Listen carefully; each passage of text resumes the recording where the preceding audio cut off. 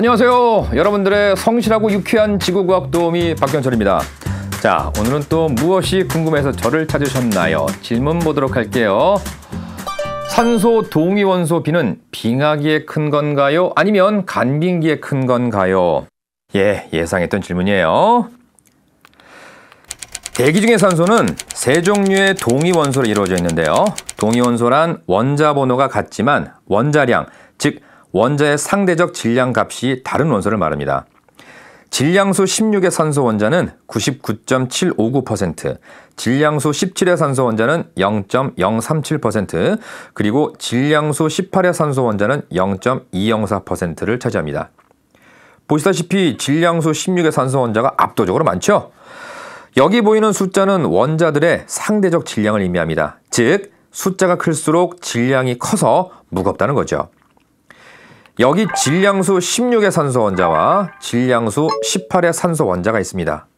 지금부터 편의상 질량수 16의 산소 원자를 산소 16, 질량수 18의 산소 원자를 산소 18이라고 부르겠습니다. 자, 누가 더 무겁다고 했죠? 그렇죠. 산소 18이 산소 16보다 무겁죠. 따라서 기온에 관계없이 상대적으로 가벼운 산소 16을 포함한 물 분자가 산소 18을 포함한 물 분자보다 언제나 증발을 더 잘합니다. 이거 아주 중요합니다. 이 전제가 오늘 이야기의 기본 바탕입니다. 꼭 기억하세요. 자, 그럼 우리의 질문이 뭐였죠?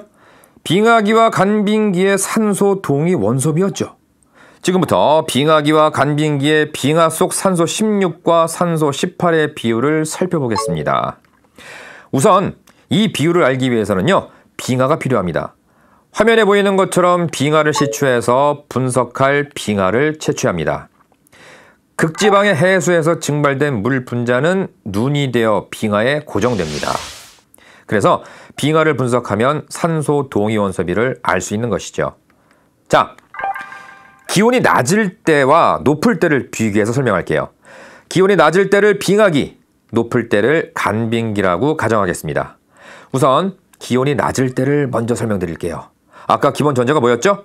그렇죠. 산소 16을 포함한 물 분자가 산소 18을 포함한 물 분자보다 더 증발을 잘한다고 했죠. 그런데 기온이 낮으니 산소 18을 포함한 물 분자는 증발하기 어렵겠죠. 그래서 대기 중에는 산소 16을 포함한 물 분자가 거의 대부분일 겁니다. 그리고 이 대기 중의 수증기가 눈이 되어 내려 만들어진 빙하 속에는 뭐가 더 많을까요? 당연히 산소 16을 포함한 물 분자 수가 훨씬 더 많겠죠. 그럼 산소 동위 원소비는 어떻게 될까요? 참고로 산소 동위 원소비는 보는 것처럼 일반적으로 516분의 518로 표현합니다. 따라서 기온이 낮을 때의 빙하를 구성하는 물 분자의 산소 동위원소 B는 기온이 높을 때보다 작아지게 되는 겁니다. 자, 반대로 기온이 높을 때, 즉 간빙기에는 어떨까요? 산소 18을 포함한 물 분자가 기온이 낮을 때보다는 증발을 더 잘할 수 있겠죠?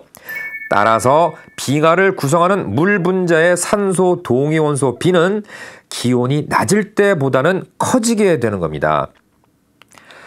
그런데 말이죠, 조심할 게 하나 있어요. 해양 생물 화석이나 해저 퇴적물 속의 산소 동위원소 B는 어떨까요? 온도가 높을 때, 즉 간빙기의 경우를 먼저 볼게요. 자, 아까 온도가 높을 때는 산소 18을 포함한 물 분자가 온도가 낮을 때보다는 더 증발을 잘한다고 했었죠. 그래서 간빙기에는요, 대기로 이동하는 산소 18의 양이 많죠. 따라서 해양에 남아있는 산소 18의 양은 적기 때문에 산소 18이 해양 생물이나 퇴적물에 흡수되는 양도 적을 겁니다. 그래서 이걸 산소 동위원소비로 표현하면 기온이 낮을 때보다는 작아진다는 거죠. 반대로 기온이 낮을 때는 어떨까요?